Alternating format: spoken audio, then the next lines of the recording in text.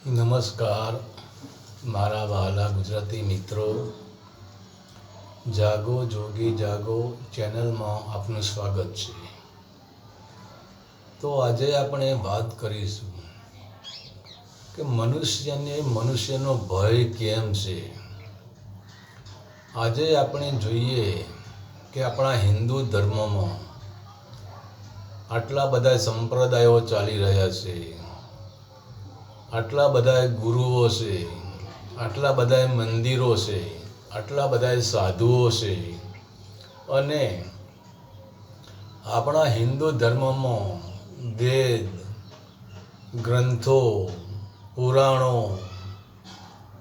ઉપનિષદો, ગીતા અને રામાયણ જેવા મહાન એવા ગ્રંથો પડ્યા છે.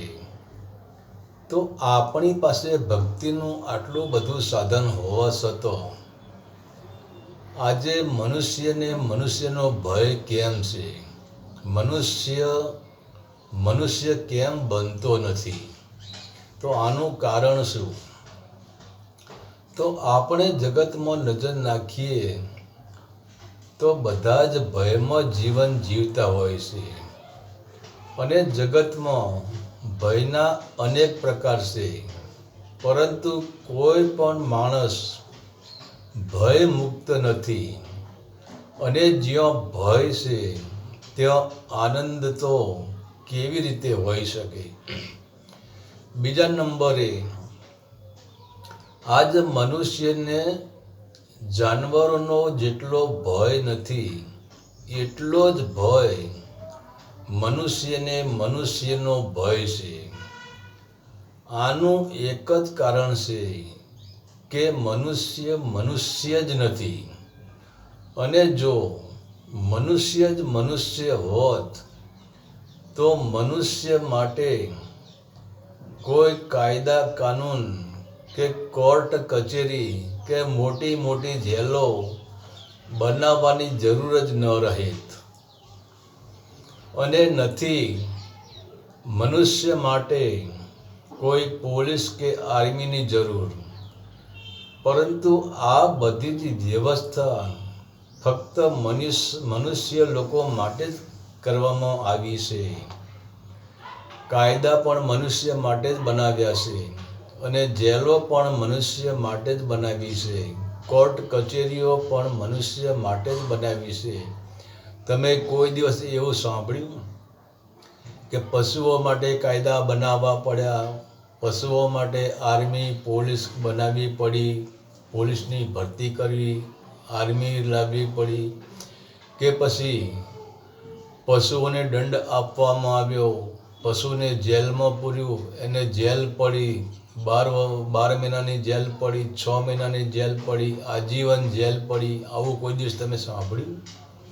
તો મનુષ્યને જ આ બધું કેમ?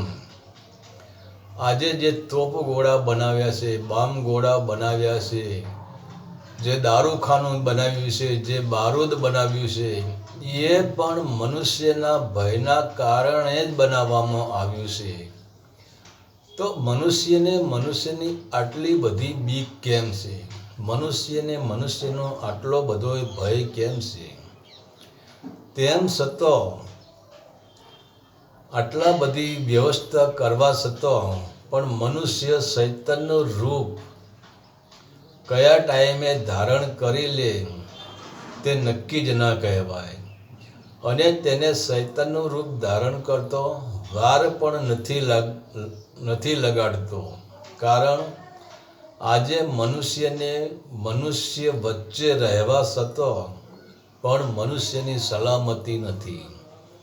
આજે તમે ઘરેથી નીકળો અને જ્યાં સુધી તમે ઘરે ન આવો ત્યાં સુધી તમારા ઘરનાને ચિંતા થતી હોય કે ક્યાં ગયા હશે, ક્યારે પાછા આવશે. આ બધું કેમ? તો પ્રશ્ન એ ઊભો થાય છે કે અત્યારે આટલા બધા સંપ્રદાયો ચાલે છે, આટલા બધા ગુરુઓ થઈ ગયા છે, અને મનુષ્ય લગભગ કોઈ પણ સંપ્રદાયમાં કોઈ પણ ગુરુના સાનિધ્યમાં જોડાયેલો હોય છે. જો તે ગુરુ પાસે પણ જતો હોય છે અને જ્ઞાનની વાતો સત્સંગ પણ સાંભળતા હોય છે. બીજું કે આજે ધર્મના નામે જગતમાં અસંખ્ય મંદિરો બાંધી દેવામાં આવ્યા છે. અસંખ્ય સાધુઓ મંદિરે મંદિરે બેઠા છે. અસંખ્ય સાધુઓના આશ્રમો પણ છે અને અસંખ્ય ધાર્મિક પ્રોગ્રામો પણ થતા હોય છે અને લોકો મહાદેવ મંદિરમાં જતા પણ હોય છે અને પૂજા પ્રાર્થના કે કર્મકાંડ પણ કરતા હોય છે. તેના સિવાય આજે ઠેર ઠેર રામકથા, ભાગવત કથા, ગીતા જ્ઞાનની કથા, શિવ પુરાણની કથાઓ લાખો રૂપિયાનું ખર્ચ કરીને કરાવતા હોય છે. તો આ બધું જ આયોજન માણસને માણસ બનાવવા માટેનું જ કરવામાં આવે છે, જેથી કરીને માણસ બને અને શાંતિથી જીવન જીવી શકે.